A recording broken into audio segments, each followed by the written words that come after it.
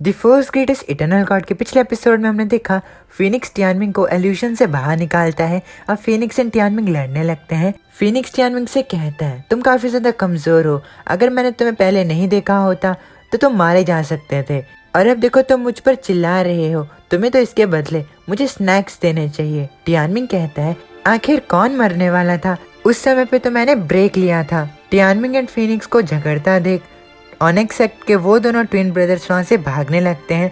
ये देखकर genesis Tianming and Phoenix से कहता है अगर तुम लोग ऐसे ही बहस करते रहोगे तो वो बड़ा आदमी एंड जो उसके कंधे पर छोटा आदमी है वो लोग यहाँ से भाग जाएंगे।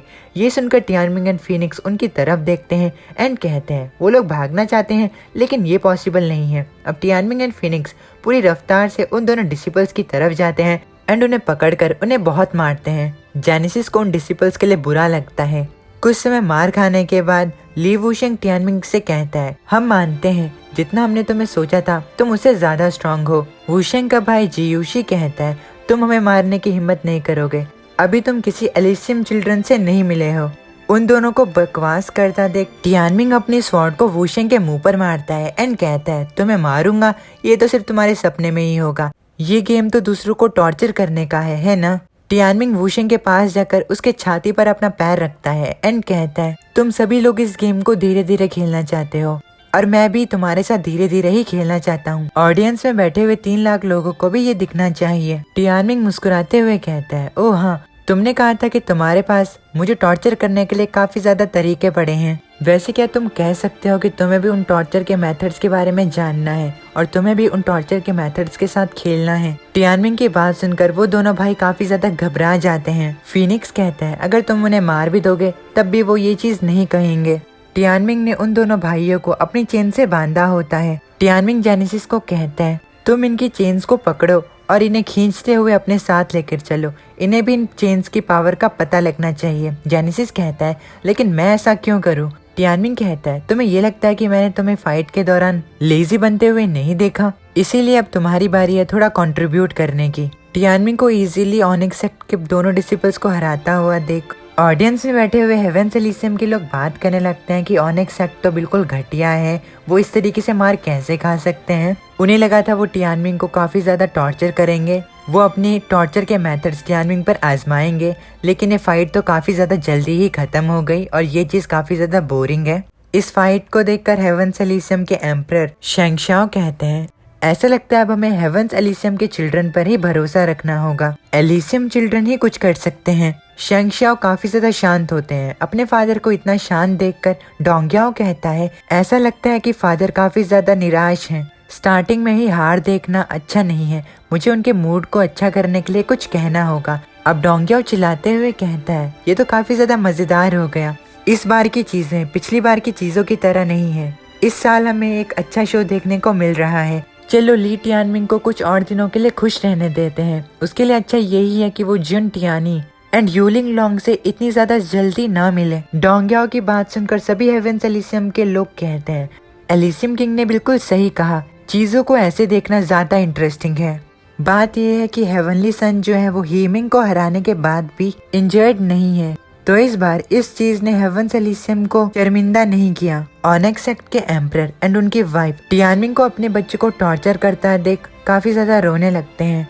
ऑनेक्स सेक्ट की एम्परर की वाइफ क्लाउडमिस सेक्ट के एम्परर जियानशेंग से कहती है एम्परर जियानशेंग, टियानमिंग की तलवार ने जब मेरे बच्चे की जीभ को काटा तो ये चीज उसने आपको दिखाने के लिए की थी। ये सुनकर जियानशिंग कहता है तुम्हें ये लगता है कि मैं ये देख नहीं सकता टियानमिंग की ये करने की हिम्मत, मेरा मन कर रहा है कि इवेंट खत्म होने के बाद मैं उसका सर काट दूं। टियानमिंग की फाइटिंग स्किल्स को देखकर टियानलेन कहते हैं ऐसा लगता है तुम्हारा डिसिपल जो है वो काफी ज्यादा यूनिक है ये शाओकिंग, और हाँ उसका कंपेनियन बीस्ट जो है वो काफी ज्यादा स्ट्रॉन्ग है, खासकर वो मुर्गी। शाओकिंग कहते हैं तो क्या तुमने अपना मन अब बदल लिया है? टियानलेन कहते हैं हाँ, टियानमिंग की अभी भी ग्रैंड ओरिएंट स्वॉर्ड को जीतने की उम्मीदें हैं, लेकिन वो ऐसा तभी कर सकता है जब वो यूलिंग लॉन्ग एंड टियानी से रास्ते में ना मिले। ग्रैंड ओरिएंट स्वॉर्ड को लेने का रास्ता अभी भी काफी लंबा है, उसे पहले 5 बॉल्स चाहिए होंगी स्वॉर्ड को लेने के लिए। टियानलेन को ये सब कहता देख ये शाओकिंग कहते हैं तुम ऐसा इसीलिए कह रहे हो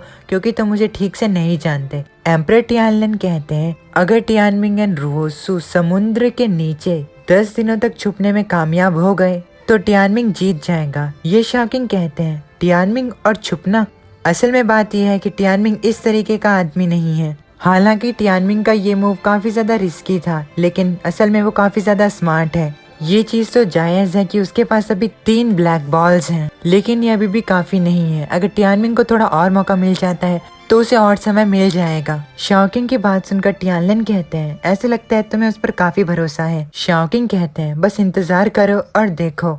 टियानलिन एंड शाओकिंग को ऐसा बात करता देख टियानलिन की वाइफ लिंग्यू खुद से कहती है, ये दोनों काफी ज्यादा भोले हैं। हालांकि टियानमिंग थोड़ा सा टैलेंटेड है, लेकिन तब भी वो एलिसियन चिल्ड्रन की नजरों से नहीं भाग सकता। आखिर में वो लोग टियानमिंग की बहुत ज्यादा बुरी हालत कर देंगे एंड टियानमिंग को यूलिंग लोंग काफी ज्यादा बेइज्जत करेगी। अब रियलम वॉर्स को चलते हुए 3 दिन हो जाते हैं। रात का समय होता है। जेनेसिस ऑनिक्स के उन दोनों डिसिपल्स को खींच कर ला रहा होता है। टियानमिंग अपनी बीविल्डरिंग आई की मदद से अपने ओपोनेंट्स को ढूंढ रहा होता है। टियानमिंग अपने मन के अंदर कहता है, वैसे अगर डिवाइन हेवन बुक की बात की जाए तो उसे हम हर रोज कल्टीवेट करते हैं, लेकिन उसके बाद भी जो सेकंड लेवल है वो अभी तक अनलॉक क्यों नहीं हुआ? मुझे तो बताया गया था जैसे ही first level of training complete हो जाती है तो सेकंड जो है वो ऑटोमेटिकली खुद एक्टिवेट हो जाएगी। टियानमिंग अपनी बीविल्डरिंग आई की तरफ देखता है एंड कहता है, जब मैं उस आंखों के इल्यूजन में फंस गया था तब मुझे काफी ज्यादा डिफरेंट तरीके की फीलिंग आई। हालांकि वो फीलिंग काफी ज्यादा छोटी थी, लेकिन ऐसा लगता है कि जो मेरे हाथ पर आंख है वो थोड़ी बेचैन है। क्या ऐसा हो सकता है कि उस आंखों के इल्यूजन की मदद से मैं सेकेंड लेवल ऑफ ट्रेनिंग को खोल सकूं?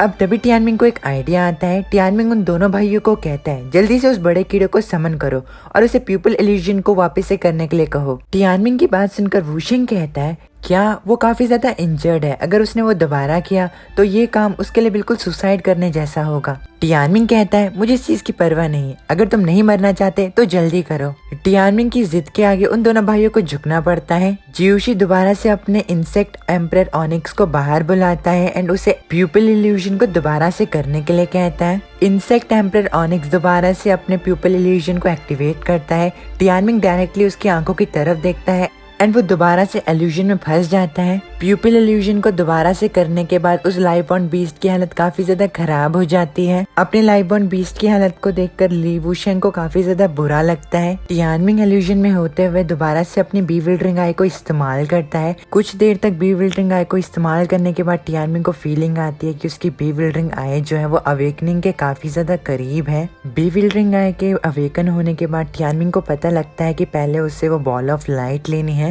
जिसके अंदर डिवाइन सोल बुक के रिकॉर्ड्स हैं एंड उसके अंदर ही टियानमिंग को क्लूज ढूंढने हैं। टियानमिंग उस ब्लू बॉल को देखता है जो कि काफी ज्यादा चमक रही होती है। टियानमिंग को समझ में आता है कि वो ब्लू बॉल कुछ कहना चाहती है। उस ब्लू बॉल के ऊपर सेकंड इनसाइट आई डिवाइन सोल बुक लिखा होता है।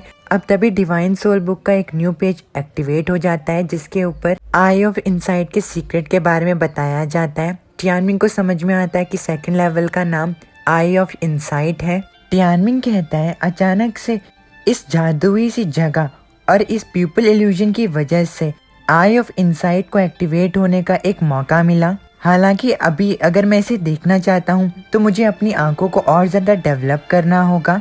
अब टियानमिंग अपनी सारी एनर्जी को अपने लेफ्ट हैंड पे लगी हुई बीविल्डरिंग आई पर ट्रांसफर करता है ताकि वो हर तरीके के इल्यूजन से बाहर निकल सके। काफी समय तक अपनी एनर्जी ट्रांसफर करने के बाद टियानमिंग की बीविल्डरिंग आई ऑफ इनसाइट को सीख लेती है।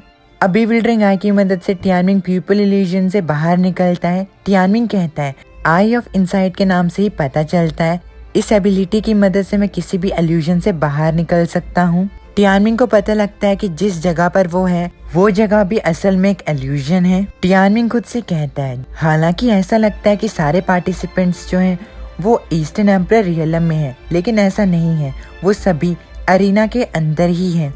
अब टियानमिंग हेवंस एलिसियम के एम्परर के इल्यूजन से बाहर निकलकर सभी पार्टिसिपेंट की पोजीशन को देखकर कहता है, ये इल्यूजन जो है वो सभी पार्टिसिपेंट को एक दुनिया में भेज देता है। इसीलिए जब तक तुम्हें इल्यूजन के बीच का डिस्टेंस और एक्चुअल डिस्टेंस पता होगा तब तक तुम अपने ओपोनेंट को इजीली ढूंढ सकते हो। टियानमिंग मुस्कुराने लगता है एंड कहता है, लेकिन ये तो चीटिंग हुआ। नहीं, ये चीटिंग नहीं है, ये मेरी आई ऑफ इनसाइट की ताकत है, यानी कि मेरी स्ट्रेंथ। अब चलो देखते हैं कि ये इल्यूजन जो है वो कैसे काम करता है। अब टियानमिंग इल्यूजन से बाहर निकलकर अरीना के अंदर अपने दूसरे ओपोनेंट को देखता है एंड कहता है कि वो अपने एक्सपेरिमेंट को उस पार्टिसिपेट पे करेगा जो कि उसके सबसे ज्यादा करीब है। टियानमिंग के सामने जो पार्टिसिपेंट होता है वो कहता है कि वो 3 दिन से घूम रहा है लेकिन उसे अभी तक कोई भी ओपोनेंट नहीं दिखा। टियानमिंग उस पार्टिसिपेंट को देखकर उसकी तरफ जाने लगता है एंड वो फीनिक्स एंड जेनेसिस को वहीं पर रहकर उन दोनों भाइयों का ध्यान रखने के लिए कहता है। टियानमिंग आगे जाते हुए कहता है, मैं भगवान का शुक्रमंद हूँ कि मेरे लेफ्ट आर्म पर